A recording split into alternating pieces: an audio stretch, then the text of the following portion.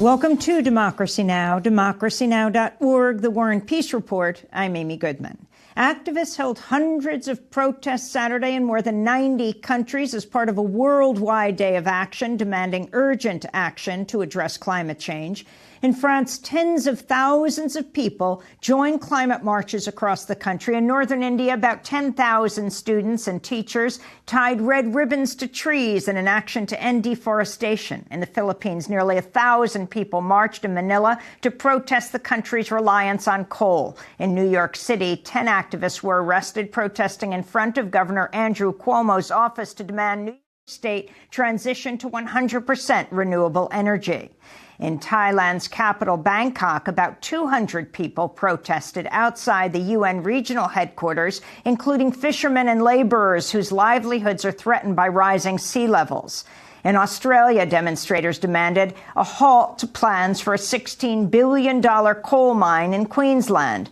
And here in San Francisco, up to 30,000 people marched through the streets to demand urgent climate action. After headlines, we'll play voices from that protest in San Francisco. The Syrian government, backed by Russian airstrikes, is continuing its offensive in Idlib province, the last major rebel-held part of Syria. Residents and rescue workers say the Syrian government's been dropping barrel bombs on apartment buildings, killing civilians, including children. This is Hervé Roussel, a spokesperson for the World Food Programme. The single greatest priority must be to end this brutal conflict. WFP appeals to all parties to protect civilians, respect humanitarian principles, and allow for the safe delivery of food to families in need, no matter where they are. Former President Barack Obama has slammed President Trump, calling him a threat to democracy who capitalizes on politics of fear and resentment. President Obama's speech at the University of Illinois Urbana-Champaign was the kickoff to a 2-month campaign effort ahead of November's midterm elections. This is former President Obama speaking on Friday. So Democrats aren't just running on good old ideas like a higher minimum wage. They're running on good new ideas, like Medicare for all, giving workers seats on corporate boards, reversing the most egregious corporate tax cuts to make sure college students graduate debt-free. Former Trump campaign foreign policy advisor George Papadopoulos has been sentenced to 14 days in prison for lying to the FBI about his contacts with Russians during the 2016 election. Papadopoulos is the first Trump advisor to be sentenced as part of a special counsel Robert Mueller's investigation into the Trump campaign's ties to Russia.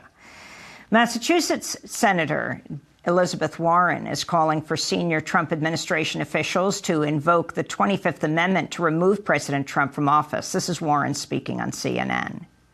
If senior administration officials think that the President of the United States is not able to do his job, then they should invoke the 25th Amendment. President Trump's national security advisor, John Bolton, is expected to announce today the United States will adopt an aggressive stance against the International Criminal Court, including threatening sanctions against the court if it tries to investigate alleged war crimes committed by U.S. troops in Afghanistan. In Bolton's speech today to the Federalist Society, he's also expected to announce the closure of the Washington, D.C. office of the Palestine Liberation Organization, the PLO, as retaliation for the Palestinians' efforts to bring alleged Israeli military war crimes to the International Criminal Court. Israeli soldiers shot and killed 2 Palestinian protesters and wounded more than 200 others in Gaza on Friday during the Palestinians' weekly demonstrations along the separation fence with Israel. The Palestinian Ministry of Health says the Israeli military has killed at least 179 Palestinians and wounded over 19,000 more since the Palestinians' nonviolent Great March of Return protests began on March 30th. The New York Times is reporting Trump administration officials held multiple secret meetings with rebel Venezuelan military officers last year to discuss plans to overthrow Venezuelan President Nicolas Maduro. The secret meetings about a possible coup included a Venezuelan military commander who's on a U.S. government sanctions list of corrupt Venezuelan officials. The Times reports the discussion stalled after Trump administration officials reportedly decided not to assist in a military coup in Venezuela. An Egyptian court has sentenced 75 members of the Muslim Brotherhood to death in a mass trial over the 2013 sit-in protests against the ouster of former President Mohamed Morsi. Amnesty International slammed the mass trial as a grotesque parody of justice. In Iraq, massive protests continue in the southern city of Basra, where protesters torched the Iranian consulate Friday. The demonstrations in the oil-rich region began after thousands of residents fell ill from contaminated water. Residents are demanding more jobs and better public services, including clean drinking water. Les Moonves, the longtime head of CBS, has resigned, only hours after the New Yorker magazine published an article detailing a slew of new sexual assault and sexual harassment allegations against him. In July, 6 women accused Moonves of sexual harassment in a New Yorker article. Then on Sunday, the magazine published a second article in which 6 more women accused Moonves of assault and harassment, including saying he forced them to perform oral sex on him, that he exposed himself to them without their consent, and that he retaliated against them professionally after they rejected his sexual advances. One woman, television executive Phyllis Golden Gottlieb, filed a police complaint against Moonves, accusing him of physically restraining her and forcing her to perform oral sex, and in a separate instance, physically throwing her against a wall. The New York Times reports Moonves could walk away with as much as $120 million in severance pay from CBS. The New York Times reports the CIA is expanding its drone operations in Africa, including expanding an air base deep in the Sahara. The widening CIA drone war in Africa comes after President Trump restored the CIA's powers to conduct covert drone operations, which had been curtailed under President Obama following widespread outrage about civilian casualties. The nationwide prison strike came to an end Sunday, following nearly 3 weeks of work stoppages, hunger strikes, sit-ins, and commissary boycotts in prisons from coast to coast.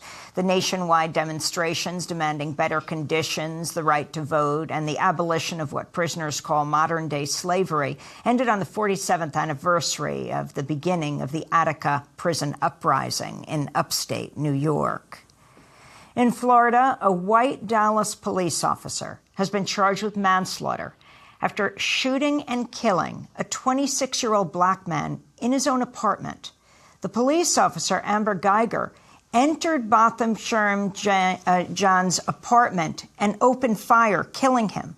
Police claim the officer believed it was her apartment. She simply walked into the wrong one.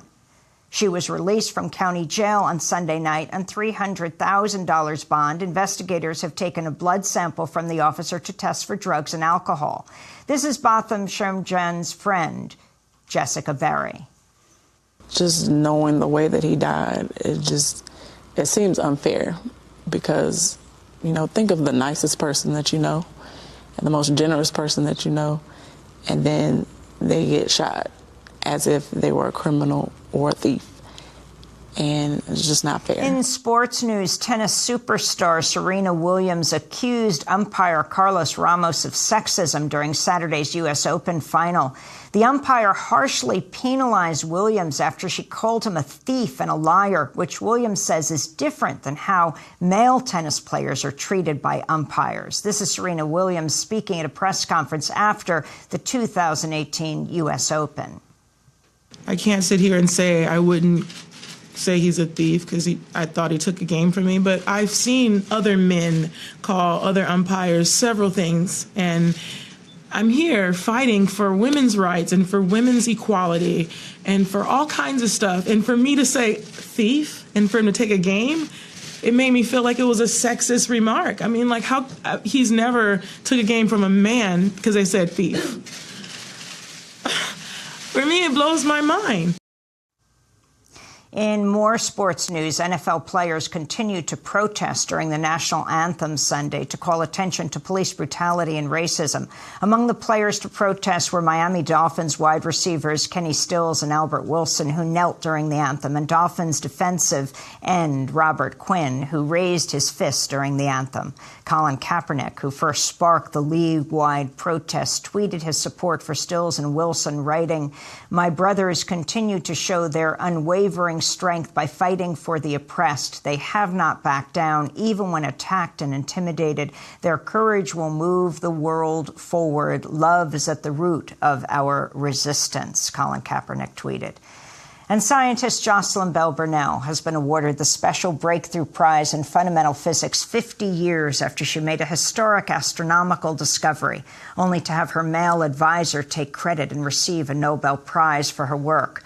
The special award comes with $3 million in prize money, which Bell Burnell says she's donating to the UK's Institute of Physics.